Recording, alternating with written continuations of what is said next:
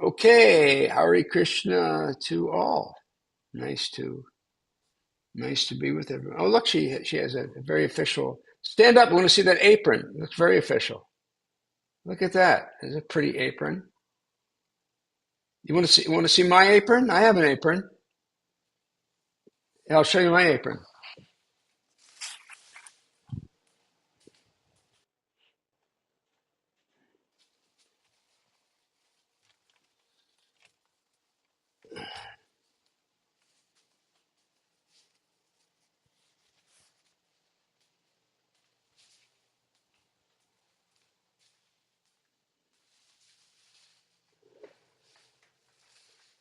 It's my apron. Ooh, beautiful. It's got. I mean, I can't beat Maltese. Maltese is much prettier. Someone gave me this as a birthday gift. One of the gals that worked in my office many years ago. But it's very practical. It's nice. It has pockets and Maltese. Does yours wrap around and tie in the front, or do you have to tie it in the back? See, Ah, this is smarter. Um, it's got a great big thing in it. This is just how I assumed it's supposed to work. You just bring it around and it ties in the front. It's much easier. mm. Oh, Smart, well, huh? Oh, you can't hear me? oh no, Matsuji said something, and I said that is more masculine. You tie to the front because ladies, our apron only ties to the back mostly. That's what yeah. Women in the back, men in the front. That's how. Because then, you tie in the front, we'll get the bulge and everything, right? You can see us with our bulges at the back. You cannot see all that. Funny how the world is. Anyway, my obeisances, everyone. Vanchakalpa Trivishya Kripa Sindhubhyevacha Patitanang Pavanebhyo Vaishnavebhyo Namo Namaha. In our very sincere prayers to Srila Prabhupada to give us his blessings and his empowerment and his full presence. Namo Vishnu Padaya Krishna Pristaya Bhutale Srimati Bhaktivedanta Swami Nitanamane Namaste Saraswati Deve Gauravani Pracharne Nirvishesha Shunyavadi Paskacha Deshitarne. And when we plug into Prabhupada, it goes all the way back to the parent. It goes right up to Parampara. Gurudev, we have to do pranam for you also. Oh, Namo Vishnu Padaya Krishna Prishthaya Bhutale Srimate Narahari Dasa Iti Namine Namo Vishnu Padaya Krishna Prishthaya Bhutale Srimate Bhaktivedanta Swamin Iti Namine Namaste Saraswati Devi Gauravani Pracharine Vishesha Shunyavadi Paschatya Deshatari. We never made any official pranam mantra for me. Some say Narahari Das. Some say Narahari Gurudev. Yeah. Gurudev. Yeah, I think I like Gurudev better. It's more Okay. got a better feel to it. I'm sorry. It just feel no. It was I never even really thought about it before, but it just seems a little sweeter. Yes. I was going to add the Narahari Das Gurudev. And then Gurudev. And then I got distracted by Idlis.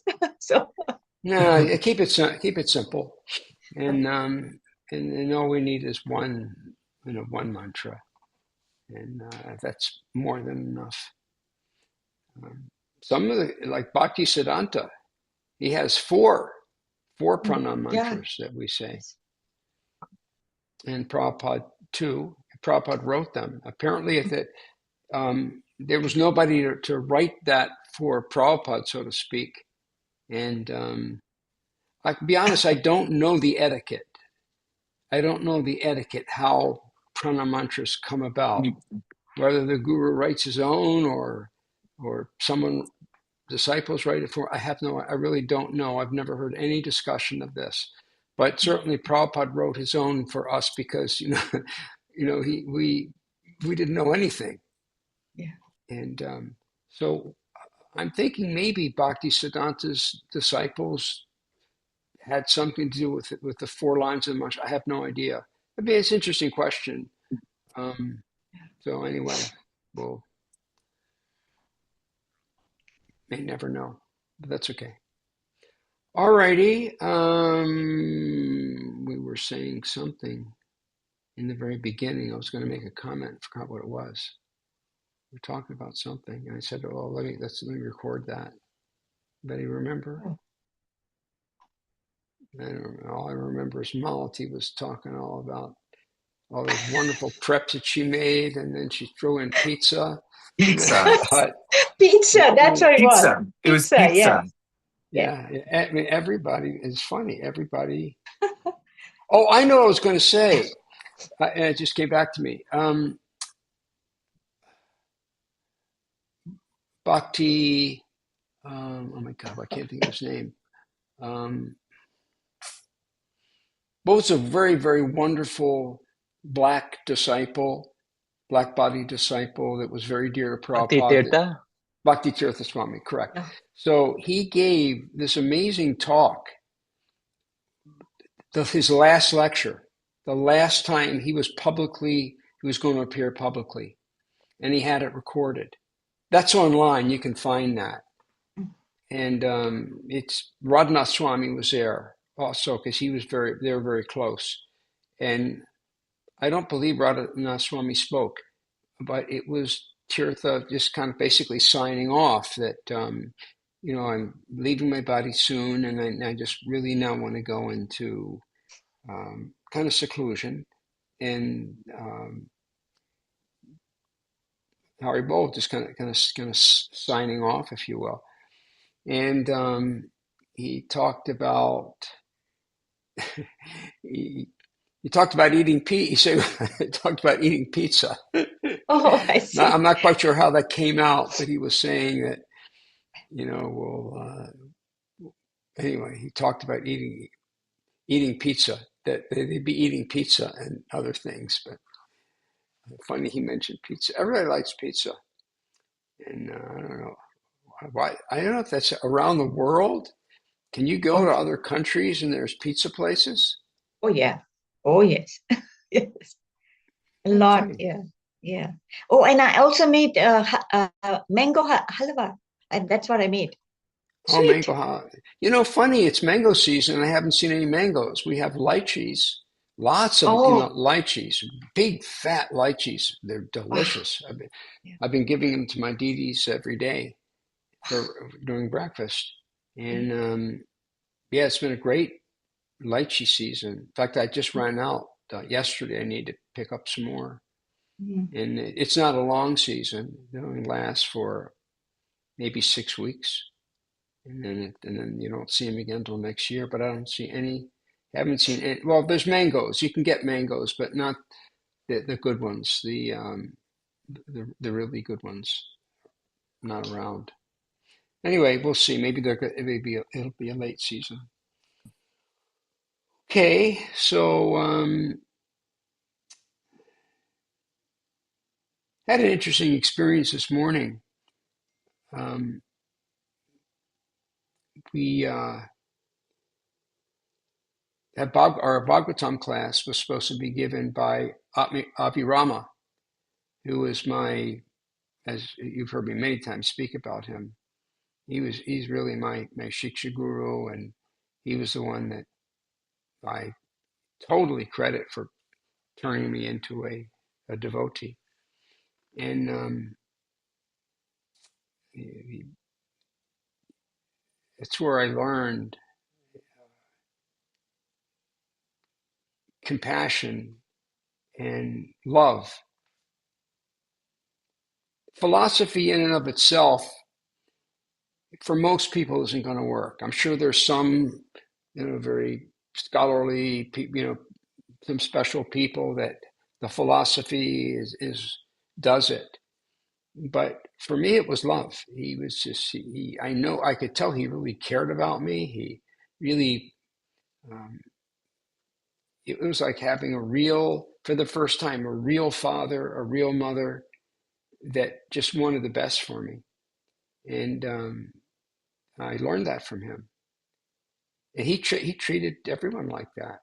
I kind of think I think I kind of probably was his special pet, but because I think he saw some, I was able to, he encouraged me right away to start giving classes, and he really encouraged me. He made me the temple commander after I was only in the temple for like a month, and one day he came up, he signed this paper. I had no idea what it was. I was officially the vice president, and then after 3 years, he trained me. I became the president, from long-haired hippie to a president of a major temple. 3 years. Anyway, Aviram was supposed to give class this morning, and when he's been giving classes lately, he likes others to pitch in and say something. And so I know he's always looking to me to, hey, Narahari, what do you have to say about this verse? So, Malti, if you notice that, how Aviram gives those classes, and he Yes. he wants others to pitch in. Yeah. And so I looked at the verse ahead of time, and I read the translation, and I read the purport, and it was one of those verses I just didn't understand what's going on. I couldn't understand it, and I read it like twice. And the only thing I could think of was, thank God Aviram is going to give the class. I don't have to give this class. So I'm tuning in, getting ready for class to start, and welcome Aviram. And Ramnanda said, the person who heads up the class, Aviram's not going to be here. Nahari, you're the senior. You have to give the class. Oh my God! I read it. I didn't understand anything, and I was thinking, thank God I'm not giving this class. And Krishna just did that little trick. He said, all right, you have to give the class. And anyway, I said what I could. But some things did start coming to me about, it was talking about how different types of consciousness, and that our consciousness of being awake, our awake conscious, just like right now we're conscious, and then our dream consciousness when we dream at night, and then the other thing that it talked about was our deep sleep consciousness, where you're not really conscious. And so what popped into my mind, and when I say popped into my mind, I'm thinking, Krishna. I went to the deities. I didn't even have time to go to the deities. I did, it was like on the spot. I was sitting down, and all right, you got to give the class. So I did pray to Prabhupada, as I always do. I didn't get a chance to go over and talk to the guys in person. But anyway, they're only like 10 feet away.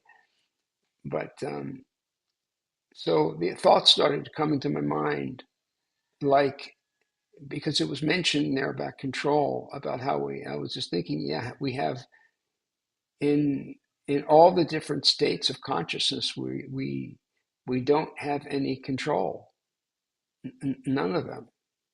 The only control we have is to desire, and that's really only in our awake consciousness. We can desire something to happen, like if I want my hand to go up, I can desire it, my hand will go up. I can desire to come and attend the Sangha, or I could desire to go out for a kayak ride. I'm not really doing anything. Kind of seems like I am, but I'm just desiring it. And Krishna, makes it seem like I'm walking down to the boat, and I'm putting it in the water, and I'm grabbing the paddle, but really I'm just a little tiny soul inside. And the only control I have is that, I mean, I could pick kind of what I want to do, but I can't do it without super soul and so on. And then I started thinking, then dreaming, I started thinking, well, with dreams, we have no control. I could pick to go kayaking, but in a dream, can we pick our dreams? Can we decide that we want to have meet somebody and fall in love, some really great, or can we dream to have a nightmare? I mean, we don't have a choice. You can't pick your dream. And in wake consciousness, our senses are acting. We're perceiving everything through our senses, right? We're seeing with our eyes, we're hearing with our ears, we're tasting with our tongue, we're feeling through our skin.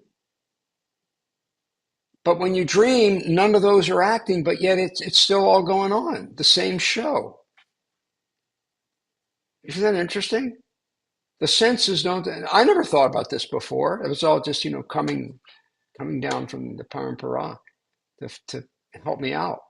But it was very interesting, and funny when I speak, I learn because I didn't have a clue. But our senses aren't acting, but yet we see everything. We see the lion coming. And I mentioned last night I had a dream, interestingly, because I usually don't remember my dreams, but it was very clear. I had this dream where I was doing a wedding, and I was photographing the couple as well as going to perform a ceremony. And I was having a problem getting them in good lighting.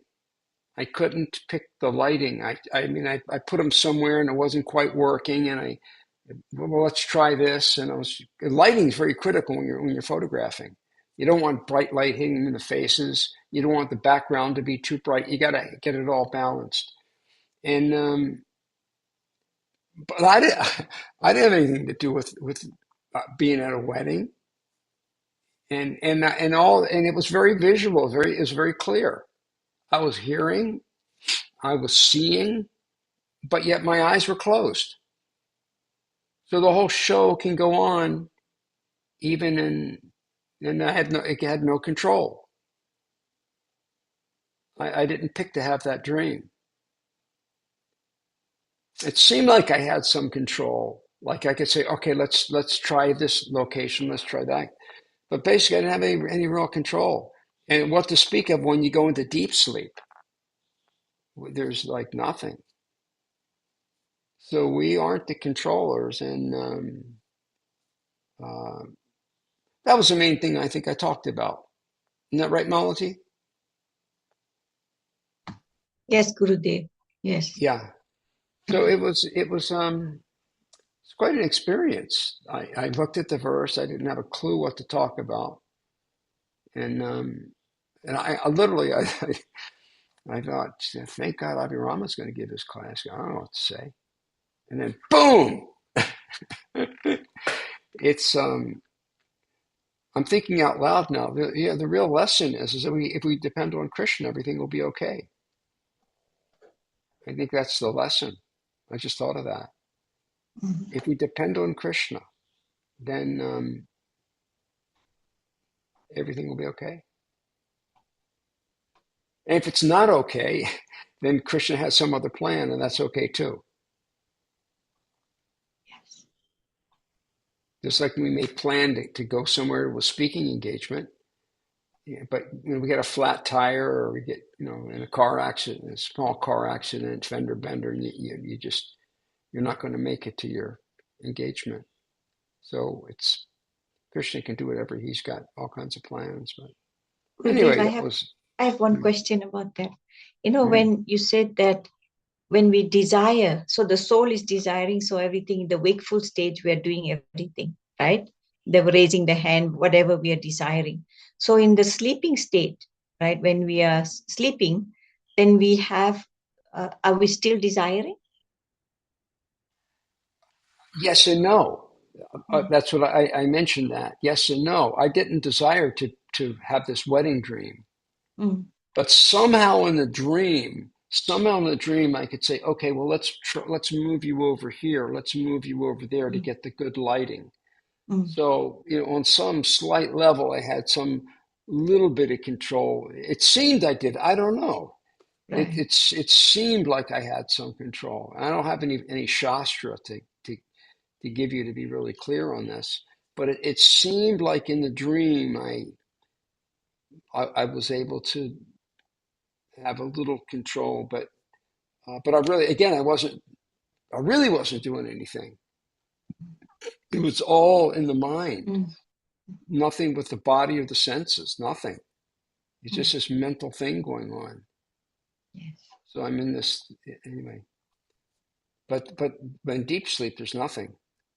We have absolutely no control. When we're going to wake up, and we can't control to go into that. We don't have control to go to dream. Anybody ever lie there in bed and you can't fall asleep? Raise your hand. You want to fall asleep and all you can hear is your mind chattering. Shut up. Let me go to bed. Right? But it goes on. So we have no control when we'll fall asleep. What to speak of when we go into deep sleep? Nor do we have any control to end the deep sleep or to end the dream. We can't say, enough of there's a lion here. I'm out of here. I'm ending the dream. No, you have to stay there until Krishna, who's ultimately in control, says, all right. It's kind of like when you get put to sleep by an anesthesiologist, right? You can't control when you're going to wake up, but the anesthesiologist, he can, okay, let's back off on the, whatever they're giving you, propofol or what have you. Okay, because they stop the propofol, and within minutes you become conscious again. So we don't have any control in the dream. It's interesting, Gurudev. I've had really bad dreams, ghosts, and before. Now I don't dream. I hardly dream at all. But at that time, I tell myself, I feel like, is that the soul telling, this is a dream? I know this is a dream. Then I wake up and say, I'm so glad it's a dream. Have you had that? Usually that doesn't come till towards the end. Oh. It's my experiences. I'm in the dream, and then, like you've heard me say before, I've had a couple of dreams where apparently I murdered someone, and then I'm, why did I do this? It was so stupid, and I'm going to go to jail for this. And then I reach a point where, wait a minute, maybe is this just, thank God, I think this is just a dream, but I'm not even really sure yet. Yes. But I didn't have a choice when I'm going to wake up. That was just part of the waking up process. You can't wake yourself out of a dream. At least I can't. There's maybe a certain point where you start to, they're turning, the propofol is getting turned down a little bit. But that's been my experience. Srila Prabhupada also mentions in the scriptures that the dreams that we get are like the sequences of what we have happened in our past lives. Right. Yeah. He says, like, you'll see a mountain. Yeah. And then you'll see a golden mountain. And that's because we've seen gold and we've seen a mountain. So now we're looking at a golden mountain. So we can take different things and put them together. Right. That's what Prabhupada says when you're talking about the sequence from here and something from there. And it's something we've never seen before. Okay. So we'll see a golden mountain. That's the example that he gives in the Bhagavatam somewhere. Okay, thank you, Guru. And it may be something that Prabhupada didn't come up with. It may have been something all the way back in the Puranas. I don't know the answer to that. But I know in Prabhupada's books, he gives the example of you've seen gold, you've seen a mountain, now you're in your dream, you see a golden mountain. Okay, we got some questions, and let's see how we go with this. Lakshman Prabhu, let's start with Rasika and knock his off first. So And Lakshman Prabhu, yours is kind of long, so I'm going to have you read it. Okay, so you have it available? I do, Gurudev. Thank you. Okay, so Rasika is saying, Hare Krishna Gurudev, accept my humble obeisances, all glories to Srila Prabhupada. We understand Krishna has form, yet possesses non-material qualities beyond what is typically perceived.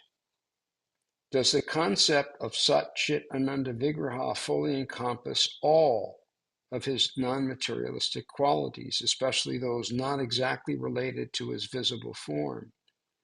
I'm also trying to understand Krishna through his non-materialistic form. Well, does he have qualities beyond what is typically perceived?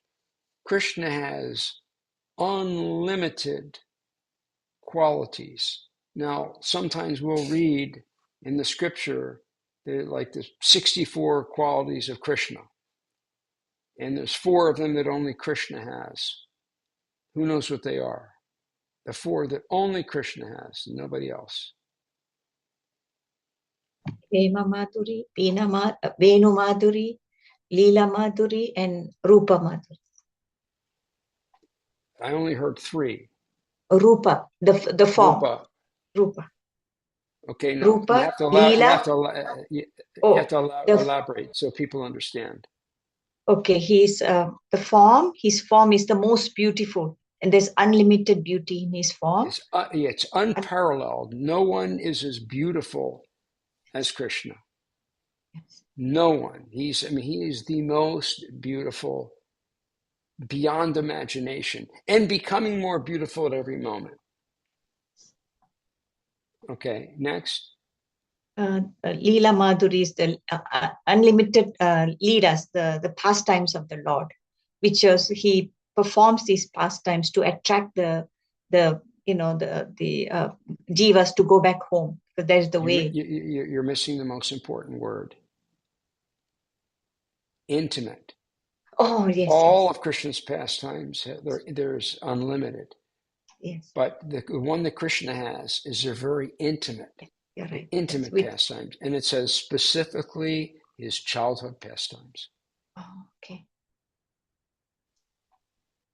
Yeah, I don't think we have like a baby Varaha, no. or baby Lord No. baby Nrsimha. Yes. Now we do have Lord Chaitanya, but Lord Chaitanya is Krishna because Lord Chaitanya has childhood pastimes. Yes. But like, I'm just thinking out loud. Like Ram, we not childhood pastimes. We have him as youth. No, childhood. Is there childhood pastimes also? Oh yeah, yes. He wants baby. to reach.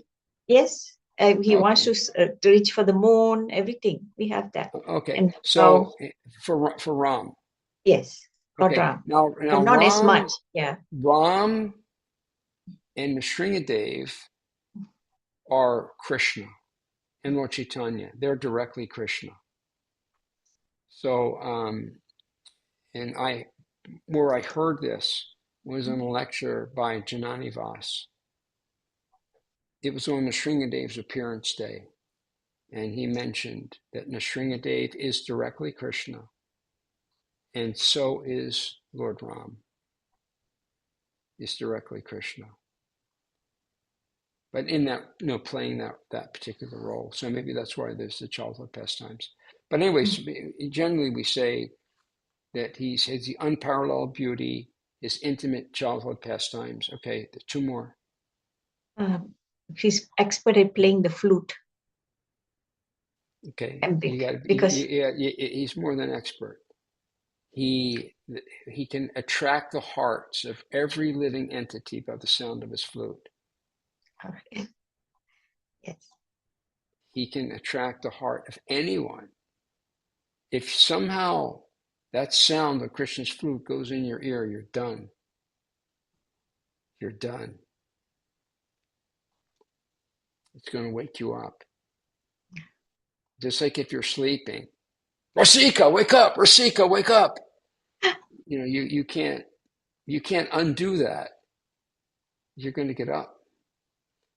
So okay, and then there's one more, or maybe that was one. Lila, form. Maybe you did them all. Okay. Yeah, I think we Venu and his associates. Associates, yeah. Associates, so loving associates who he has this pastimes with the gopis, his mother and father, The and all his friends, the gopas. Intimate pastimes. The key word is intimate. Okay. The most intimate pastimes. No other have that level of intimacy. Okay. All right. So, Rasika Prabhu, Krishna's qualities are absolutely. It isn't just these 64. That's just six. That just gives us something to focus on. But they're unlimited and ever expanding, that we in our brain can't understand them. We can only handle so much, so we only get so much. But Krishna's qualities are absolutely unlimited and ever expanding.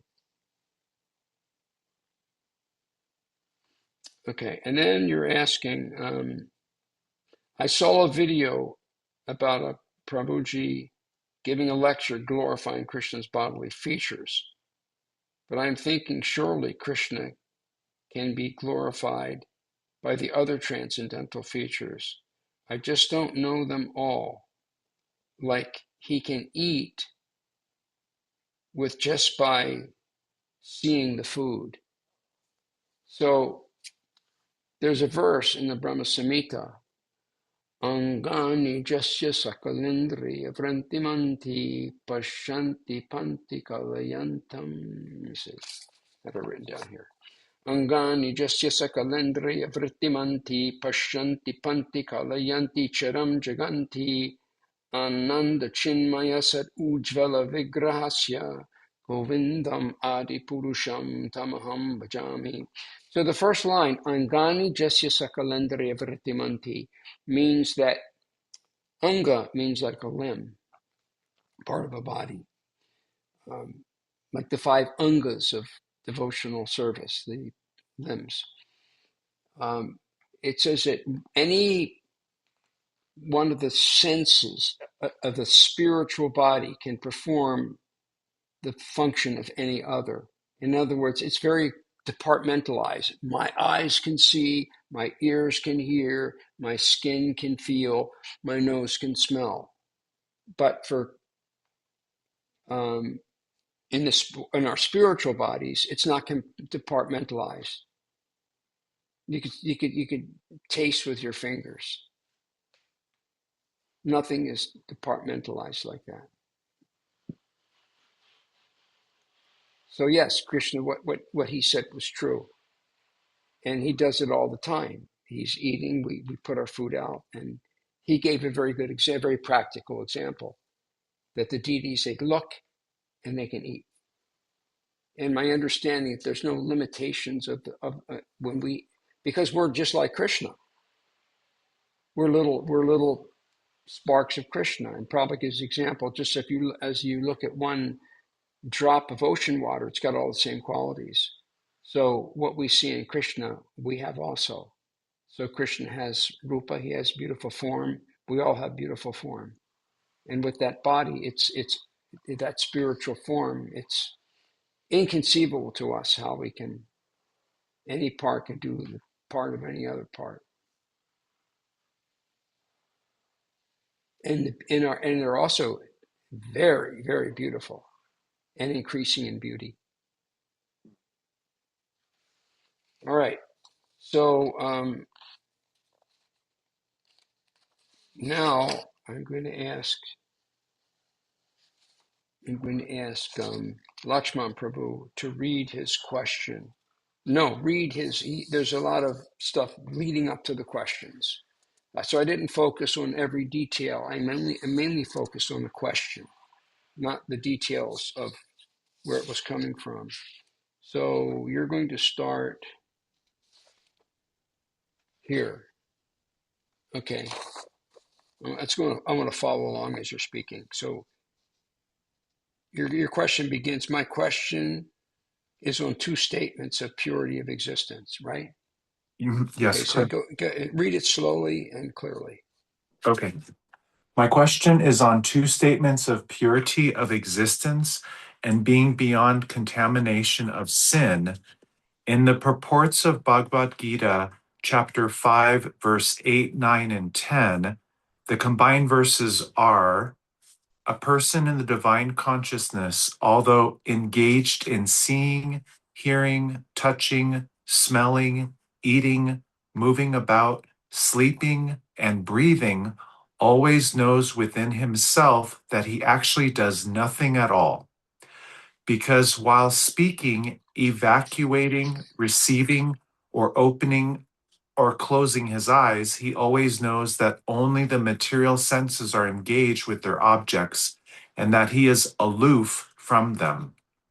One who performs his duty without attachment, surrendering the results unto the Supreme Lord, is unaffected by sinful action as the lotus leaf is untouched by water. And so then I put the two specific lines from the two purports that stuck out to me.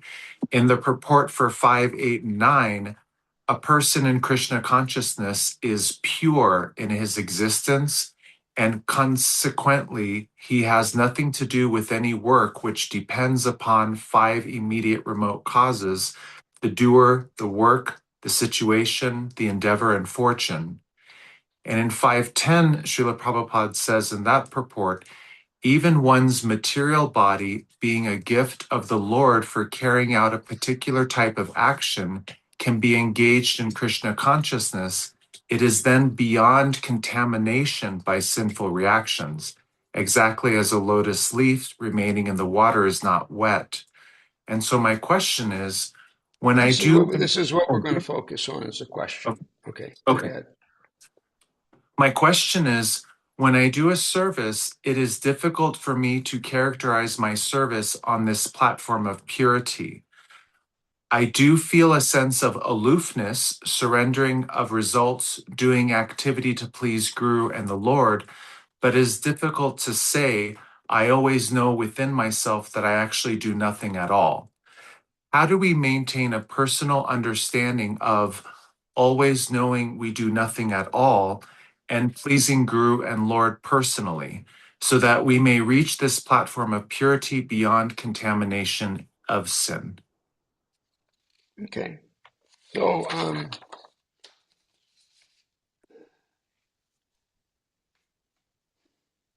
think I talked about this in a recent Bhagavatam class, and that is that no,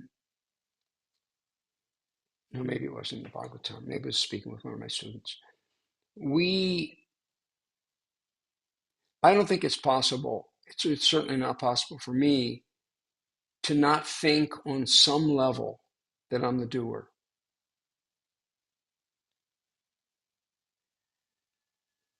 It never crossed my mind, other than when I went to the deities before I started the class and started speaking, and I will go back to the deities and thank them. But I'm under the illusion that this is me. I'm moving my hands. I'm identified with my body. I'm speaking, and I think that's normal. Now, there may be at some advanced stage, a Paramahamsa truly realizes he's not his body, he isn't doing anything. Maybe he takes the form of what they call a serpent and just lies in the street, and somebody feeds him. They feed him. They don't. No, I think that what's important is that at the end of the day, or at the end of the class, or the end of what we're doing, at least when we go to bed at night, thank you, my dear Lord, for allowing me to give my class, address the deities, to be with my students, to take care of Kolki. I think that's normal. When I'm out, most particularly when I'm sailing, I mean, it's hard to not think I'm not the doer, and I'm having fun with it. I'm out there, and it's healthy exercise. And so when I go kayaking, it's a little easier. When I'm kayaking, I'm either just meditating on Krishna pretty much, or and even I'm thinking I'm kayaking, but I'm doing something like, yeah, that's right. I am thinking I'm the doer, controlling the kayak, but I'll chant verses, I'll chant shlokas, especially ones that I've just learned, and let me say Hare Krishna, Krishna Krishna, Hare Hare. I'll do that, but I'm definitely thinking I'm controlling the kayak and so on. I don't think it's possible to get away from that. Oh, I know. I gave a whole class on how we after some of us, getting up well over 50 years. It's been now for me, started in 72. So it's now 72, 44 years. So 54 years. I've been teaching, I've been preaching how we're not the body. And but to actually realize it on a moment to moment, day by day basis. And my theory is that we wouldn't be able to function. We wouldn't be able to get anything done. And it's my speculation. I can't read anything exact. But when Krishna told Arjuna to fight, he said, "Mayai vete nitnapur vameba nimitamatar bhavasabhyasachin." He said, "Arjuna, listen, I've already killed everybody. It's done. But you go out there and be my instrument." And Arjuna fought like crazy. And I'm sure he felt himself the doer on some level. But ultimately, he was giving the credit to Krishna. Otherwise, I don't think he'd be able to get into it if he wasn't feeling as if he's doing something. So I don't think we could function in this world. We may see, and in our line, and I'm going to call us Prabhupada Nugas, Prabhupada preached to his last breath. Now, there may be some devotees that they will literally just go off to the forest, and maybe they could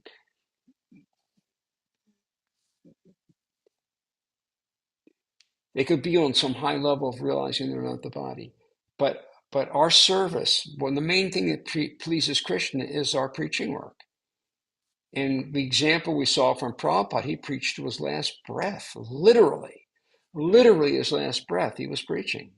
And we've all probably seen it. It's hard to watch. Has everybody seen when the microphone is held up to Prabhupada's lips and he can barely speak and he's preaching to his last breath? So I kind of think that that's where we're going. And that I don't expect anytime soon that I'm going to have some strong, really profound realization I'm not the body and I'm not the doer. But I am careful at the end of the day, for lack of a better term. But for me, it'll be like at the end of the class, I'm going to go up and I'm going to thank the deities for empowering me to give a nice class. So it can be different, whether it's just at the end of the day or the end of some episode or what have you. I know I want to thank them for the Bhagavatam class I gave. I mean, a lot of people pitched in. It was I only probably spoke for 20 minutes, and then I had others speak, and we all made this class work because Aviram wasn't there, and no one had prepared for it. And it was not an easy verse. It was tricky. But Krishna gave me some realizations to speak about that I had no idea I was going to talk about, but it came. So yeah, that's my answer, is that it's important we know it intellectually. And I can I can feel it, but at the same time, it makes me feel very aloof from the world. Like, I think you used the word aloof. Yeah, I feel that. I feel aloof. But when I'm actually giving a class, cooking for the deities, baking bread, cleaning up, I definitely feel like I'm tending to my plants. I definitely feel like I'm the doer. I'm doing, but I'm always given the credit. That's the important thing. What do we do with? Are we taking credit, or are we giving credit to up to the chain? To me, that's the essential thing.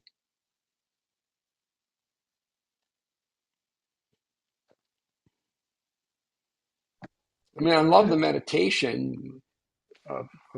Malati, did you get the picture I sent you? Yes, I got it. Yes, I looked at it today. Yeah, that picture is. If you need me to go over it with you, I can. Yes, I want. Yeah, I want to go. And Gurudev, at the same time, do we really understand we are the servant of the Lord? Just like understanding, I'm not the body, I'm the spirit Well, soul. yeah, Are we yeah, I think understanding? so. At least theoretically, I understand it, Okay. and I do it. Do I feel that I'm doing the service out of love? No, I don't feel that. I feel I'm doing it out of duty. And I mean, I certainly enjoy, there's a certain pleasure, but I'm not doing it out of spontaneous love, not at this stage of my life. I'm doing it it's pleasant. I like the deities, the deity, but I'm doing it out of duty. And Prabhupada said, work now, samadhi later. So if you're not feeling intense love, I think that's something will come way down the road at the end, like Dhruva. Dhruva didn't have any real attachment to the Krishna at all until Krishna showed up, and here I am. And it's like, whoo! Yeah, that's true. All he wanted to do was how can I serve you? So our stage is sadhana, and we have to be patient, because I think most of it's going to come towards the end, just like it did with Dhruva. Quite frankly, I'm feeling now as I'm getting older, my body's getting older. It's getting sweeter, but I think it's it's really getting good. But infinitely, I'm far away from Krishna Prem. That will come. That will come in time. But there's definitely taste, and I don't think any of us can deny that we're getting some taste. And that taste is so sweet, even though it's just a millidrop. It's enough to keep us going and make us really enjoy what we're doing. Because nothing else. Did I say that in the class today? Nothing else makes sense. Yes, you did. Nothing else makes sense in this world. And this makes complete sense. I can understand everything. I can understand why there's war, why Trump is getting away with what he's getting away with. It all makes sense. Kali Yuga.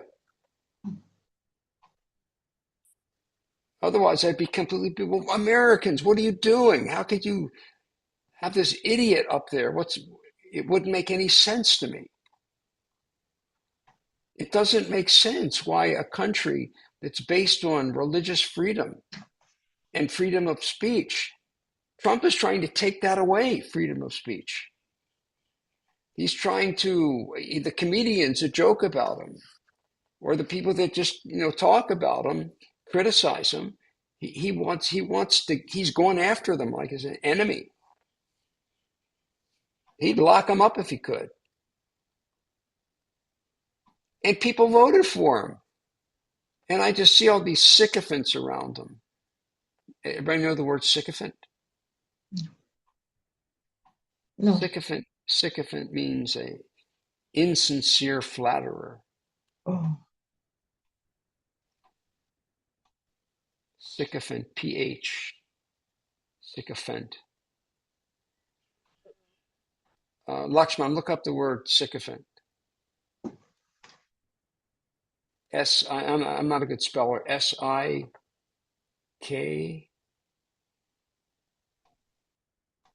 Sycophant, PH for fen. Find it? Yes, Gurudev. Sycophant, SYCOPHANT, is a servile, self-seeking flatterer. Servile means, very, very phony humble. Servile, very, oh, yes, oh, yes, President, yes, Mr. President, yes, what I can do for you. But they're phonies. Oh, They just want position. They want, yeah, go ahead. Let me finish this is a nice one. It describes someone who excessively praises, fawns over, or agrees with powerful and influential people, usually because they want to gain a personal advantage, special treatment, or promotion. Very accurate. They're flattering. It's insincere flattery. You'll hear that term used. They use it all the time if you listen to the news. Or you listen to for some reason I find it interesting, so I kind of keep up a little bit on what's going on in the world. It's so bizarre. It just gets me so excited about spiritual. Thank God I understand what's going on, how this is able to happen. But if you watch these sycophants, they're all around him, and they're like he's God or something. But that they're just spineless, wanting something. Like little weasels. They're like weasels. So,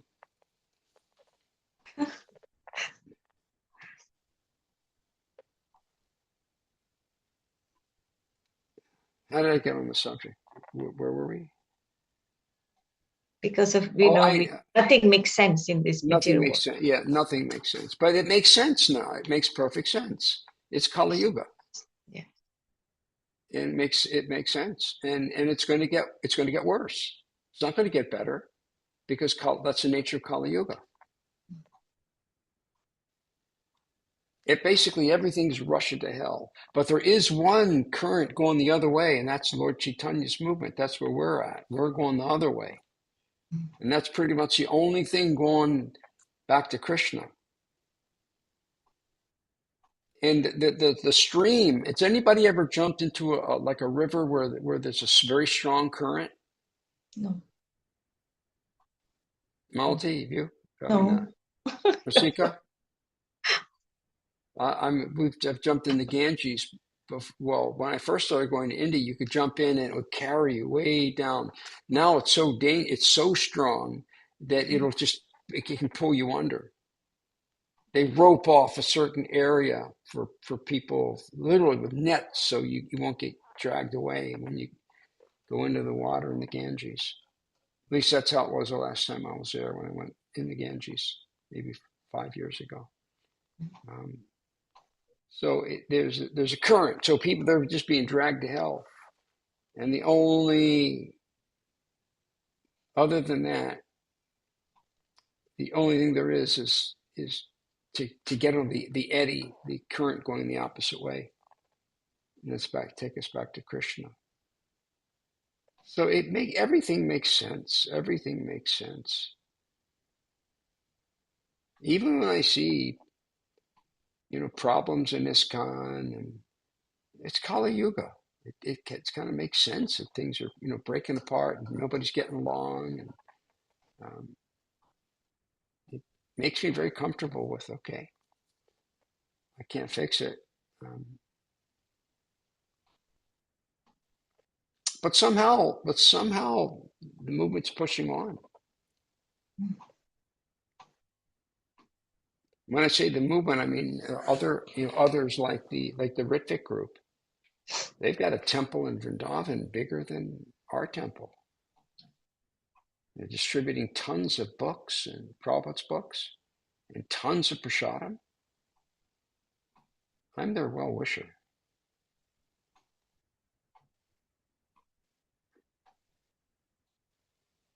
So anyway. All right, we're at the end of our time. Any final thing before we go? Gurudev, does intelligence, I didn't see that word intelligence in anywhere in what he read. No. I had the question where I loved, I really like Lakshman Prabhuji's question. Is there anywhere there, is there intelligence in it, involved in the, because like you said, we cannot understand anything that happens in this material world, but if we can understand everything that's happening. We can understand, because of Krishna consciousness, otherwise we can't, right? Yeah, but is there, just understand, like the soul is in the body, right? But does the soul have some intelligence? Is there some intelligence? The soul, yes, I guess we could say the soul has perfect consciousness. It's not broken up into mind, false ego, mind, intelligence. It has perfect consciousness. It's all about love of Krishna. Okay. It's not like our intelligence is material intelligence is there basically to serve the senses. And in every species, the intelligence is serving the senses. The dog smells something to eat, the intelligence says, okay, walk over there. And, there's another dog, bark at him to scare him away. It's serving. But only in the human form of life can this intelligence be used to control. The first thing we learn in spiritual life is for the intelligence to control the mind. Even materialists realize that to some degree. You can't just be a wild person. You can't. You have to use some tact, some dignity, or it's the intelligence is controlling the mind to get material things ultimately. But what we want is the intelligence to be guided by Bhagavad Gita and by the Shastra and by the Vaishnavas. But it's not compartmentalized like that, the soul. Okay. The soul has consciousness. The soul is fully consciousness. The body is conscious. It's all one thing. You don't separate the soul and the spiritual body. The spirit soul has form. And it's just, I don't know if we'd use the word intelligence, but it's brilliant. And it's just having a wonderful time. And it's looking for ways to please Krishna. No envy, no. Yes. It's not there to control the mind. And it's really, beyond this, Prabhupada doesn't speak much about it. Pure consciousness, we can't understand it. But I do have the understanding that, the soul it's a perfect gentleman. It's a perfect everything. It's perfect. It's as perfect as Krishna. Because we came from Krishna. Again, the same example. You take a drop of ocean water, it's the same as the whole ocean. We have those qualities. The soul is made up of those qualities. It's not something that it has. It is. Oh, yes. It doesn't have good qualities. It is good qualities. It's good. And exactly how the consciousness, I think that's. Yeah. It's It's not fascinating, like actually, to understand who we really are. It's very yeah. fascinating We just want and to fall in love with inconceivable. We don't understand at the same I time. mean, obviously, Mother Jasoda's thinking, "Oh, how can I protect Krishna?" You know, in that sense, she's thinking, "Oh Yes. my God, when Krishna goes out, I'm worried that he's going to." Yeah. I would tell the cowherd boys, the older ones, don't play too rough with him. Get him back here on time. Make sure he eats his lunch. You know, it's consciousness, but it's not like Mm. something that's here to control the mind. It's just, and I've never heard any discussion of it at all. Okay. It's pure consciousness. Thank you, Gurudev. All right. Well, thank you all for a wonderful, nice class. And Thank you, Lakshman Prabhu. see, It was very nice question. Yeah, very nice. all righty. So everybody back here next week. Yes. By the way, I think the class I gave the class that I gave on Wednesday was sent out by yes. Yeah. And what I wanted to say is that it's good to listen to the classes of your guru if you have the time. But the one thing, don't worry about the Q&A. Really the important thing is to listen to the class. The Q&A, if you got time, you can listen to. But you're going to hear different opinions and so on and so forth. So generally, when I speak to give a Bhagavatam class, it's roughly 30, maximum 40 minutes that I'm going to speak. But it can go on for another 45. It can, it can end up being an hour and a half or more if you stay all the way to the end, which I do. But that's part of my sadhana. But so that you can realistically listen to the classes, I would just listen to the, fast forward it to. Well, I would listen to the translation and the purport and what I've got to say about it, and then I'd turn it off. Unless you're like driving somewhere and you're bored. No, I'll listen to the whole thing. I mean, there's some interesting stuff that goes on, but in reality, it's fine to just listen to the class. Rudy, did you say Wednesday? Oh, did you say Wednesday class was on Vimeo or was it put on the WhatsApp group? WhatsApp group. It's there. If it's on the WhatsApp group, it has to be in Vimeo. Oh, okay. Okay. Oh my God, I was supposed to meet with someone this morning, and I forgot all about it. Oh no. Did he? I want to see. Did he? Well, look at my phone. Shall we log out, Gurudev? Yeah, we can end here. Thank you all very much. Srila Prabhupada Thank you, ki jai. Gurudev. Jai, Hari Hari Gurudev. Bol. Jai, Hare Hari Krishna. Bol.